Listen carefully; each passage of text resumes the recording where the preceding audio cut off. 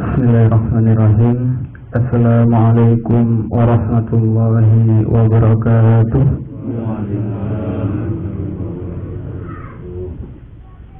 Innal hamdalillah nahmaduhu wa nasta'inuhu wa nastaghfiruh wa na'udzu billahi min shururi anfusina wa sayyiati a'malina may yahdihillahu fala mudilla lahu wa may yudlil fala hadiya lahu.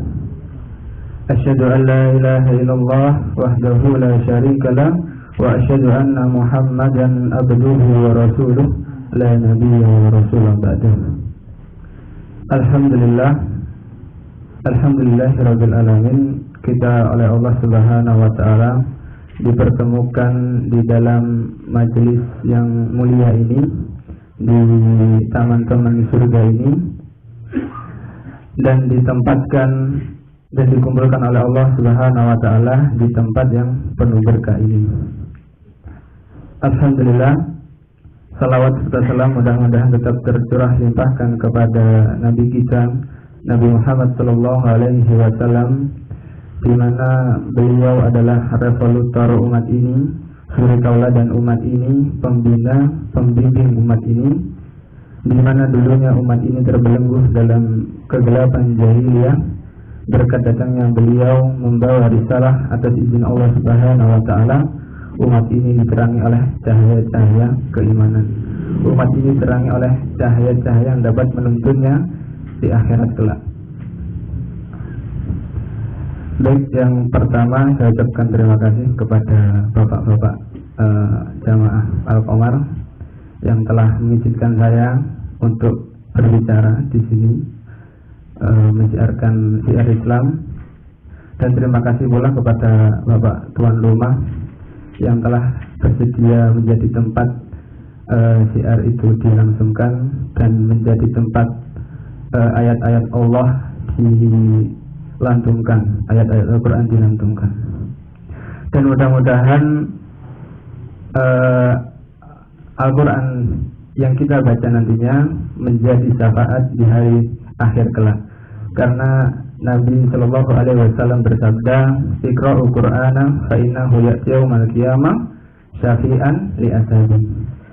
Bacalah Al-Quran karena dia akan datang pada hari kiamat sebagai syafaat untuk sahabatnya atau untuk pembacanya. Jadi yang setiap hari malam Jumatnya kita baca, yang mungkin setiap harinya, setiap saatnya kita baca, mudah-mudahan Al-Quran ini menjadi syafaat di akhirat kelak. Amin ya rabbal alamin. Baik, bapak-bapak yang dirahmati oleh Allah Subhanahu wa taala, langsung ke materi ya. Jadi ada sebuah hadis dari sahabat Nabi Sallallahu Alaihi Wasallam, Abu Ayyub Al-Ansari. Beliau merupakan sahabat yang ikut, salah satu sahabat yang ikut dalam Bai'atul Aqabah, di mana ada seorang yang mendatangi Rasulullah Muhammad Sallallahu Alaihi Wasallam. Lalu orang itu berkata, "Ya Rasulullah, berilah saya suatu pelajaran yang ringkas." Di riwayat lain mengatakan bahwasanya berilah saya suatu nasihat yang ringkas. Lalu Nabi Shallallahu Alaihi Wasallam bersabda, "Idza kunta fi salatika fasholli salata muwaddi, wa la takallam bi kalamin ta'tadiru minhu bada, wa jami'il ya'sa bima fi yadil nas." Yang artinya, jika kamu hendak melaksanakan sholat, maka sholatlah seperti sholat itu adalah sholat yang terakhir. Dan janganlah kamu berucap atau berkata yang membuat kamu beralasan darinya. Dan berputus asalah terhadap apa-apa yang ada di tangan manusia. Jadi bapak-bapak yang dirahmati Allah Subhanahu wa taala, di dalam hadis ini Nabi Shallallahu Alaihi Wasallam mengingatkan kepada kita semua selaku umatnya bahwasanya yang pertama itu adalah idza kunta fi shalatika fasholli salata muwaddi. Jika kamu hendak melaksanakan sholat, maka sholatlah seperti sholat itu yang terakhir. Maksudnya pripun, Pak? Maksudnya adalah kualitas suatu ibadah sholat itu sangat diperhatikan. Jadi di mana sholat itu tidak dikerjakan secara asal-asalan. Yang penting sholat, yang penting menggugurkan kewajiban, bukan Pak. Jadi kualitas suatu ibadah sholat perlu diperhatikan. Suatu fenomena itu kebanyakan terjadi pada waktu Ramadan biasanya. Kalau Ramadan pada waktu salat tarawih, orang-orang itu mencari yang cepat gelis gitu. Terus ada suatu video, saya pernah lihat video itu viral banget. Al-Fatihah sekali nafas, Al-Fatihah sekali nafas, terus baca surat, terus ruku, sujud, dan lain sebagainya. Jadi gimana kalau kita melaksanakan salat, perhatikan kualitas ibadah salat kita. Selanjutnya ngapunten kalau tadi ada sebuah cerita mungkin cerita pribadi lagi. Dulu waktu saya masih kecil, saya itu kan seneng main layangan, Pak. Layangan sampai lupa waktu. Lah ibu saya tiba-tiba datang langsung ditendang mungkin kalau di TS tapak suci itu sambaran mungkin Pak. Nah, berhubung saya masih kecil, saya berpikir bahwasanya, kenapa kok saya padahal cuma telat sholat sampai digitukan. Kok kerengnya ibu saya kan gitu. Jadi terus seiring waktu saya sudah besar, saya sudah ngaji, tahu ternyata ibadah sholat itu bukan urusan yang sepele, bukan urusan yang main-main, Pak. Jadi kalau kebanyakan ada orang yang kedapatan anaknya itu mencuri, kedapatan anaknya itu berzina, terus berbohong, korupsi dan lain sebagainya, itu biasanya mendapatkan hukuman yang sangat berat. Akan tetapi kalau ada anaknya yang mungkin tidak sholat, mungkin lalai sholatnya sampai telat, yang sebagainya, itu biasa saja. Jadi perlu diperhatikan. Terus mungkin ada di lingkungan, kalau orang itu suka mencuri, berbohong dan lain sebagainya, itu kita menganggapnya biasanya adalah orang yang buruk. Dan tetapi kalau orang itu gak sholat atau mungkin tetangganya ramah, itu kita biasa saja. Dikarenakan apa, Pak? Hubungan manusia itu lebih baik daripada hubungan kepada Allah. Jadi dosa berzina, dosa mencuri, dosa berbohong, korupsi dan lain sebagainya, itu jauh nggak ada apa-apanya dibanding dosa meninggalkan sholat secara sengaja.